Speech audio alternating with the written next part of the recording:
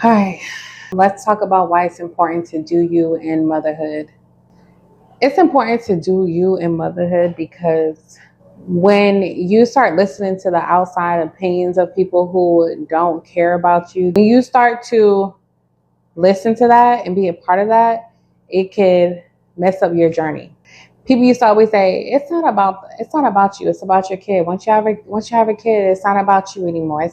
And if you really believe that, and if you really start doing that, then it's going to actually show on your appearance. It's going to show on your face. You're going to show up every day that it's not about you and it's just about your kids. And one of the most important things that you can do is do you, right? Because how can I be a good version of a parent to my kids if I can't even show up for myself? You got to be selfish in a sense where you don't play about filling up your cup. Because when you don't be like that, then your kids get the tired version of you. They get the I'm sleepy version of you. They get the I'm drained version of you. How beneficial is that to your motherhood? I feel like every mother knows exactly what they want their motherhood to look like. You just hope that in your motherhood that you don't have too many errors that affects your kid. People like to say a lot of things and they like to have a lot of inputs. But let me tell you something. Where's the input when it's time to pay that rent? Where's the input when it's time to pay the light bill? Where's the input when it's time to pay the car note and the car insurance? And the list goes on and on and on. But where are the input there? And that's how you just have to, that's just how you have to have your mind frame. When people try to come for your motherhood or try to stress you out with their BS and their negativity, this is how you handle it. Oh, you're a bad mom because you don't do it like this. Okay. All right. And oh, you're not a good mom because your child isn't potty trained. Okay.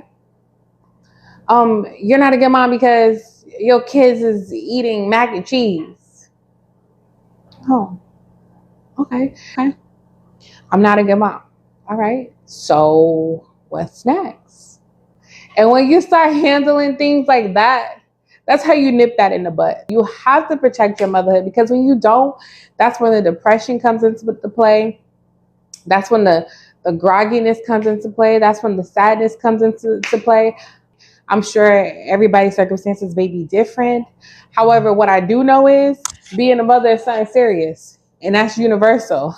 Keep in mind all of the things that you have to do in your motherhood for a child. And to think that you can do that running on E, it ain't going to be good for you. Motherhood could be draining. If you get to an age and a point in life where everything is just going wrong, like, hell, you wake up and everything is just wrong. Like, every single thing that you could think of, even things that you're not even thinking of, is just wrong. That means it's the time in your life that you got to make a change. 99% of the people already know what the change looks like. Change can be challenging. You might actually mess around and get to where you want to get to.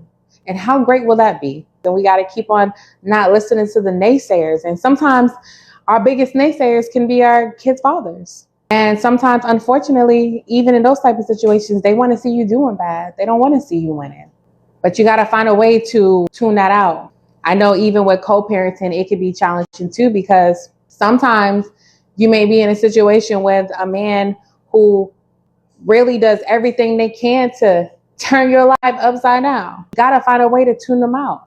How do you tune them out? You do you. Biggest tip. Work on your emotions. That is probably one of the biggest things that women have the hardest times with.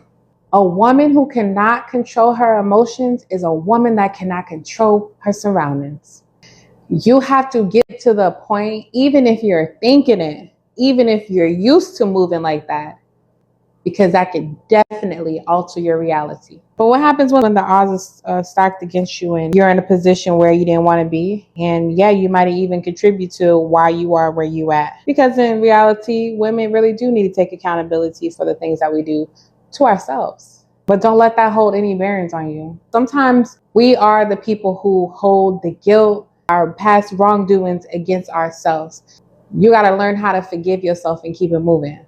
we will self-inflict pain on ourselves for some of the things that we've done in the past. And we have to let go. You got to learn how to let go and keep it moving. I hope you guys have a wonderful night. It was nice talking to y'all. Bye.